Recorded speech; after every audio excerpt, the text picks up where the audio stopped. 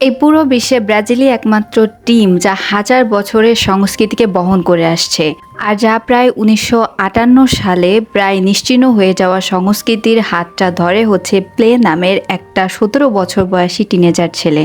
Movie শুরু হয়, আমরা দেখতে পাই যে অলিগলিতে খেলে বেড়াচ্ছে অনেকগুলো ছেলে। তাদের মাঝেই ছিল ডিকো নামের একটা ছোট্ট বাচ্চা। তার চোখে ছিল অনেক বেশি আশা। তারা এতটাই গরিব ছিল যে তাদের ফুটবল কেনারও টাকা ছিল না। এই জন্য তারা সকল বন্ধুরা মিলে মোজা চুরি করে সেই মোজাগুলোর কুণ্ডলি পাকিয়ে সেগুলো দিয়েই পুরো পাড়াতে ফুটবল খেলে বেড়াতো।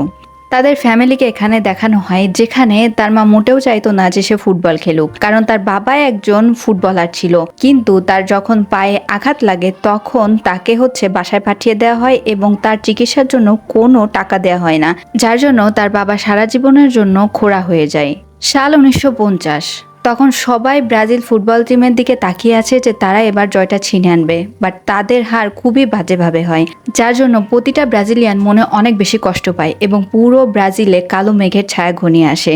এদিন এই ছোট্ট ছেলেটা তার বাবার কষ্ট দেখে সে তার বাবার মুখের দিকে তাকিয়ে বলে যে তুমি কোনো চিন্তা করো না, একদিন ব্রাজিলের জন্য আমি কাপ নিয়ে আসবো।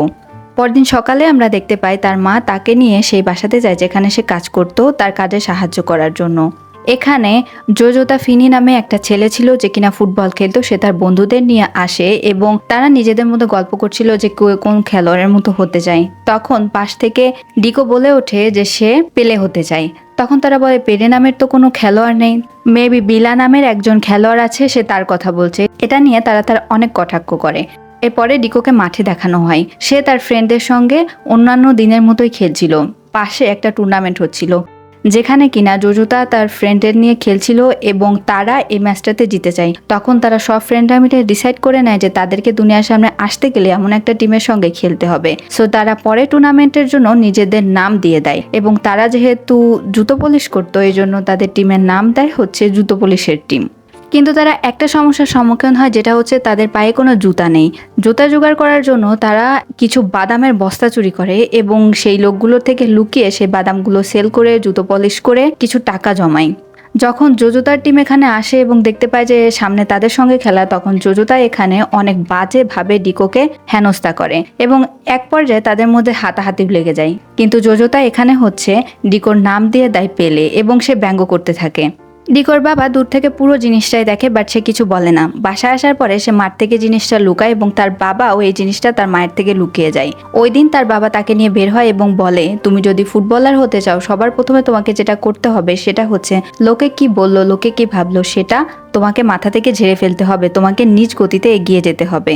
আমরা পরের দিন দেখতে পাই যে তাদের সেই ম্যাচ টুর্নামেন্টটা ছিল এবং তাদের টিমের নাম ছিল শুলেস টিম, আর পরবর্তী টিমের নাম ছিল কিংস। এখানে তো এরা অনেক বেশি কনফিডেন্ট ছিল যে এরাই জিতে যাবে। আর আমরা দেখতে পাই যে ডিকোদের গায়ে যে জার্সি তারা একটা চাদর কেটে বানিয়েছিল সবাই মিলে।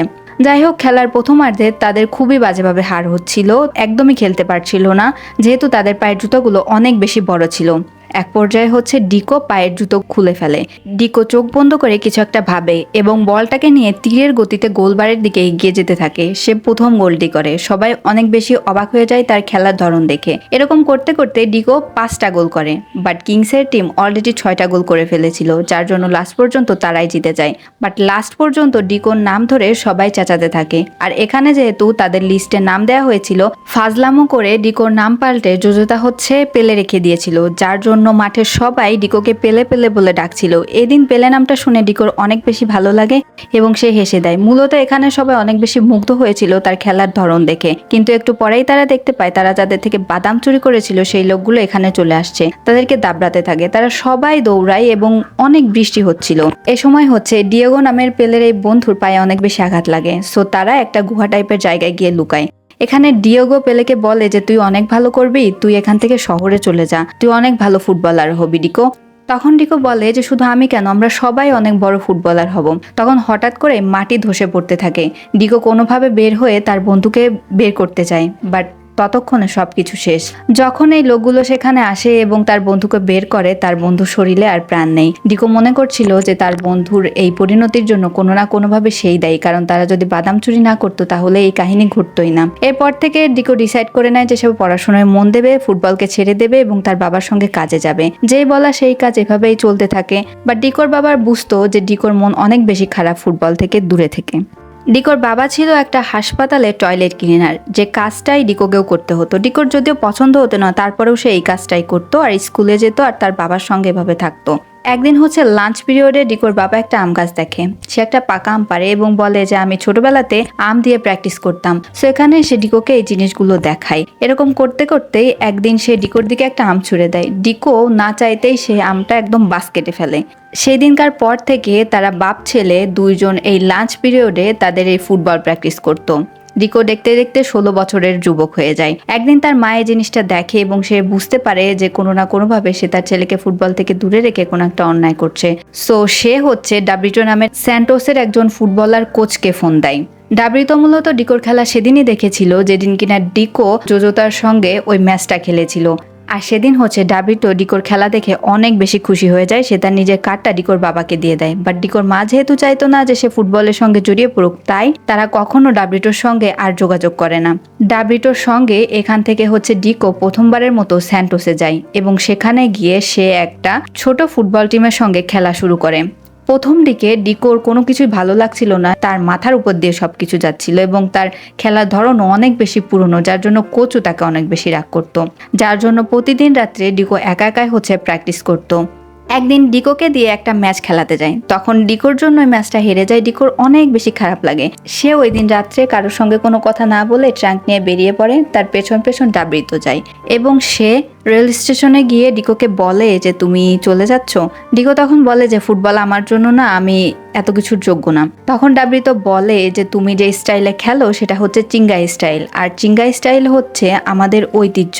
এটার ইতিহাস হাজার বছরের। 1600 শতকে এটা প্রথম শুরু হয়েছিল। তখন ডিকো এই ব্যাপারে আরো কিছু জানতে চাই। আমাদেরকে 1600 শতকের সেই অতীতে নিয়ে যাওয়া হয়, যেখানে আমাদেরকে জানানো হয় যে আফ্রিকান দাসদের সঙ্গে পর্তুগিজ ব্রাজিলিয়ান কিছু দাস আছে। বাট আফ্রিকানরা এই দাসত্ব থেকে মুক্তি পেতে যাচ্ছিল, যার জন্য অনেকগুলো দাস তারা জঙ্গলের দিকে পালিয়ে যায়। তারা টিকে থাকার জন্য এক ধরনের মার্শাল আর্টের প্রশিক্ষণ নিতে থাকে এবং এই মার্শাল আর্টের প্রশিক্ষণ দাতা হয়ে ওঠে গাবাইয়া নামের একটা লোক। গাবাইয়া যেই স্টাইলে ফাইট করতো সেটার নামই চিঙ্গা দেয়া হয়। যখন তারা দাসপ্রথা থেকে মুক্তি পায় তখন ইংরেজরা এই চিঙ্গাকে পুরোপুরিভাবে ব্যান করে দেয় এবং গাবাইয়া যাতে এটা প্র্যাকটিস করতে না পারে সেটারও সব রাস্তা বন্ধ করে দেয়। যেহেতু খেলায় কোনো বিধিনিষেধ নেই, এই জন্য গাবোয়া ফুটবলকে বেছে নেয় এবং সে ফুটবলের মাঝে এই চিঙ্গার সব থেকে বেস্ট ফর্মটা নিয়ে আসে। আর সেইখান থেকে শুরু হয়ে যায় ব্রাজিলিয়ান ফুটবল টিমের এই যাত্রাপথ, আর ফেমাস হয়ে যায় চিঙ্গা স্টাইল। বাট 1950 সালে যখন তারা হেরে যায় তখন তারা মনে করে যে এই পুরানো স্টাইলই তাদের এই হারের কারণ। এই ব্রাজিল ফুটবল টিমের ইতিহাস। এরপরে আমরা দেখতে পাই ডিকো আবার তার হোস্টেলে ফিরে যায়। এদিন যখন সে খেলে তখন সে কারোর কথা শুনে না, নিজের মনের কথা শুধু শোনে এবং সে চিঙ্গা স্টাইলে এগিয়ে যায়। তার প্রতিপক্ষ দলকে সে একাই মাত দিয়ে দেয় এবং সে হয়ে যায় সব থেকে বেশি গোলদাতা। অল্প সময়ে সে জুনিয়র টিম থেকে প্রো টিমে চলে যায়। এভাবেই দিন চলছিল। একদিন সে বাসায় আসে, তখন চলছিল ব্রাজিলিয়ান ফুটবল টিমের জন্য স্যান্টোস থেকে ছেলেদেরকে নেওয়া হচ্ছিল। বাট এখানে ডিকোর বয়স যেহেতু 17 বছর, সবাই ভাবছিল মেবি ডিকোকে নেওয়া হবে না। বাট লাস্ট পর্যন্ত ডিকোকে নেওয়া হয় আর এখানে তার বাবা অনেক বেশি খুশি হয়ে যায়। বাট ডিকো তো এটা বিশ্বাসই করতে পারছিল না। এখানে দেখানো হয় তার ছোটবেলার সেই ফুটবল টিমের সঙ্গে যে খেলতো ইউরিকে। ইউরি এসে বলে যে তুমি ভেবো না, আমরা তোমার জন্য অনেক বেশি প্রাউড, আমরা তোমার খেলা দেখবো এবং তোমাকে চিয়ার্স করব, তুমি শুধু মন দিয়ে খেলো। সে অনেক আশা নিয়ে এখান থেকে চলে যায়। আমরা দেখতে পাই সে তার এই টিমের সঙ্গে চলে আসে মেন ফুটবল টিমে। এখানে একটা পার্টি হচ্ছিল যেখানে অনেক সাংবাদিকও আসছিল, এক একজনকে কোশ্চেন করছিল। একসময় সে জোজোতাকে কোশ্চেন করে তাদের ব্রাজিলিয়ান টিম এখন কোন ধরনের খেলে। এই জোজোতা সেই ছোটবেলার জোজোতা যে কিনা ডিকোকে পেলে বলে খেপাতো। সো সে ডিকোর দিকে তাকিয়ে বলে যে আমি তো অন্য কারো কথা বলতে পারবো না, বাট আমার রিজিয়ন ইতালি, সো আমি ইতালিয়ান স্টাইলে খেলি, আমি চিঙ্গা ফিঙ্গা স্টাইলে খেলি না, অন্যদের কথা আমি বলতে পারবো না। তাই বলে সে ডিকোকে টন্ট মেরে কথা বলে। এখানে সাংবাদিকরা তাকে কিছু জিজ্ঞেস করলে সে বলতে চায় যে চিঙ্গা স্টাইলের ভিতর খারাপ কি, বাট কোচ অনেক বেশি রেগে যায় এবং ডিকোকে এখান থেকে নিয়ে যায়। এরপরে সে ডিকোকে অনেক রাগ করে যে তুমি চিঙ্গা স্টাইলে খেলবে না, চিঙ্গার নামই নেবে না, আজ থেকে তুমি চিঙ্গা মাথা থেকে ঝেড়ে ফেলে দাও। চিঙ্গা স্টাইলের জন্যই আমরা 1950 সালে হেরে গিয়েছিলাম, এটা মনে রেখো। পরে কয়েকটা ম্যাচ তাদের নিজেদের ভিতরে খেলা হয়, বাট এই জোজোতার বিপক্ষে খেলতে গিয়ে ডিকোর পায়ে এমন আঘাত লাগে যে ডিকো ঠিকঠাক দাঁড়াতেই পারছিল না। এদিকে তার মনোবল অনেক বেশি কমে আসছিল। সে তার মাকে বলে যে এটা কি তার জীবনের অনেক বড় একটা ভুল ডিসিশন হতে যাচ্ছে। তখন তার মা তাকে অনেক বেশি সাহস যোগায় এবং বলে এটা আমাদের সম্মিলিত ডিসিশন আমাদের ফ্যামিলির, এবং সবসময় এটা ভেবো তুমি হারো আর জিতো, তোমার মা বাবা সবসময় তোমার পেছনে আছে। সাল 1958, যখন এই টিমটাকে ব্রাজিল থেকে সুইডেনে নিয়ে যাওয়া হয় এবং ডিকো তখনও দাঁড়াতে পারছিল না। কোচ বারবারই বলছিল যে আমাদের টিমে লোক সংখ্যার অনেক বেশি শর্ট, সো ডিকোকে নিতেই হবে যে করেই হোক টিমে, ওকে মাঠে খেলতেই হবে। ডক্টররা বারবারই বলে যে ওর দ্বারা সম্ভব নয়, 1 বছরের জন্য ওকে খেলা অফ দিতে হবে। এখানে একটা আয়ুর্বেদিক ব্রাজিলিয়ান ডক্টরকে দেখানো হয় সুইডেনের এই রেস্টরুমে, যে কিনা ডিকোকে কিছু ওষুধ বানিয়ে দিচ্ছিল এবং সে বলে যে প্রতিবার খেলা হয় এবং এই ইংরেজরা লাস্টে বলটা নিয়ে যায়, এবার যদি আমাদের ব্রাজিলটা জিতে না, আমি ওই বলটাকে নিজের কাছে রেখে দেবো, আমাদের দেশে পাঠিয়ে দেবো। এরপরে আমরা দেখতে পাই যে অনেক গণ্যমান্য টিম প্লেয়াররা আসতে থাকে এবং সাংবাদিকরা তাদেরকে ঘিরে ধরে। ব্রাজিলকে তো তারা টিম হিসাবেই ধরছিল না, সব কথার মাঝখানেই তারা ব্রাজিলকে টন্ট মেরে কথা বলছিল, চিঙ্গাকে টন্ট মেরে কথা বলছিল। এক পর্যায়ে জোজোতার কাছে একটা সাংবাদিক কিছু একটা জিজ্ঞেস করে, সে কিছু বলবেই তখন পাশ থেকে একজন বলে এদেরকে দ্বারা কিচ্ছু হবে না, ওরা তো কোনো টিমই না, একটা ম্যাচও টিকতে পারবে না। তখন জোজোতার অনেক বেশি খারাপ লাগে। এদিকে সে রেস্টরুমে এসে দেখে ডিকোকে, সো ওকে দেখে বুঝতে পারে যে ছোটবেলায় যখন ওকে খেপাতো ওর কেমন লাগতো। এরপরে ওদের প্রথম ম্যাচ শুরু হয় ব্রাজিল বনাম অস্ট্রিয়ার সঙ্গে। এই ম্যাচে ওরা জিতে যায়, বাট কোনোভাবে জোজোতা পায়ে অনেক বেশি ব্যথা পায়। পরের ম্যাচে ও আর খেলতে পারে না। কোচ ডিসাইড করে ডিকো খেলতে পারুক আর না পারুক, ওকে আজকে মাঠে নামাতেই হবে। সো ব্রাজিল বনাম ইংল্যান্ডের ম্যাচে প্রথম ডিকো মাঠে খেলে, আর এইদিকে পুরো শহর, পুরো ব্রাজিল তাকিয়েছিল এই টিমের দিকে। ডিকোর বাবা এদিন খেলা দেখছিল। ডিকো যখন প্রথম মাঠে নামে সে এত মানুষ দেখে অনেক বেশি বিস্মিত হয়, বাট যারা অ্যাঙ্কারিং করছিল তারা এখানে ডিকোকে একটু টন্ট মেরে কথা বলে, কারণ সে সব থেকে ছোট বয়সে এবং হাইটেও সব থেকে ছোট, সো সে কি বা খেলতে পারে। এদিকে আমরা দেখতে পাই যে ম্যাচ যখন শুরু হয় তখন খুব বেশি ভালো খেলছিল না তাদের টিম। এক পর্যায়ে ডিকোর দিকে তাকিয়েছিল জোজোতা। হাফ পিরিয়ডের সময় যখন খেলা বন্ধ করা হয় তখন সবাই মোটামুটি কম বেশি ইনজুর্ড হয়েছে। ডিকো এখানে মূলত জোজোতাকে বলতে আসছিল যে সে এখন আর খেলবে না।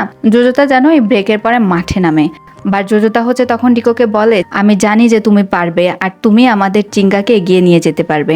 এরপরে যখন ডিকো মাঠে নামে সে তো একাই 100, সে একের পর এক গোল দিতে থাকে এবং লাস্ট পর্যন্ত এই ম্যাচে ব্রাজিল জিতে যায় আর পেলের জয় জয়কার সব জায়গাতে হতে থাকে। রাত হয়ে যায়, 1 সপ্তাহ আছে আর তাদের ফাইনাল ম্যাচের। সো এখানে কোচ তাদেরকে বলে যে আজকে যেভাবে খেলেছো এভাবে খেললে তোমরা ফাইনালে জিততে পারবে না, আমি যা যা বলছি তোমাদেরকে সেগুলো অক্ষরে অক্ষরে পালন করতে হবে। পরের দিন সকালে একটা প্রেস কনফারেন্স ছিল। এখানে যখন সাংবাদিকরা কোশ্চেন করছিল তখন তো সুইডেনের যে কোচ সে অনেক বাজেভাবে ব্রাজিলিয়ান কোচ এবং তার টিমকে অপমান করে। এখানে ব্রাজিলিয়ান কোচের অনেক বেশি খারাপ লাগে, সে কোনো কোশ্চেনের অ্যান্সার না দিয়েই তার টিমকে নিয়ে এখান থেকে চলে যায়।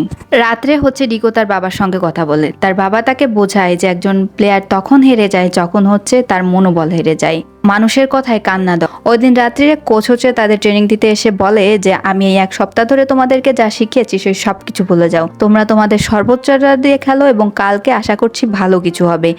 29 জুন 1958 সালে খেলা শুরু হয় ব্রাজিল ভার্সেস সুইডেনের। এখানে প্রথম থেকেই ডিকো অনেক ভালো খেলছিল। ডিকো ক্ষিপ্র গতিতে বল নিয়ে যাচ্ছিল গোলবারের দিকে, সে চিঙ্গা স্টাইলে খেলছিল এবং সে নিজের সবটুকু দিয়ে খেলছিল। এভাবে তুখর গতিতে ফুটবল খেলে তারা 5টা গোল দেয় এবং সুইডেন মাত্র 2টা গোল দেয়। লাস্ট পর্যন্ত ব্রাজিল জিতে যায়। এখানে যারা টিভির ওপাশে বসে খেলাটা দেখছিল তারা সবাই কান্না করছিল খুশিতে।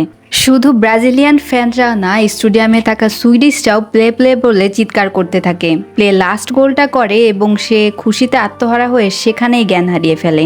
সবাই তাকে কোলে তুলে নিয়ে বাহবা দিতে থাকে এবং তারা যে জয়কে ছিনিয়ে এনেছে এটা তাদের 1000 বছরের সংস্কৃতিকেও আবার নতুন করে উজ্জীবিত করে তোলে। আর এখান থেকেই শুরু হয় বিশ্বসেরা ফুটবল প্লেয়ার এই লং জার্নিটা। আর এই মুভিটা এখানেই শেষ হয়ে যায়। ভিডিওটা ভালো লাগলে সাথেই থাকবেন।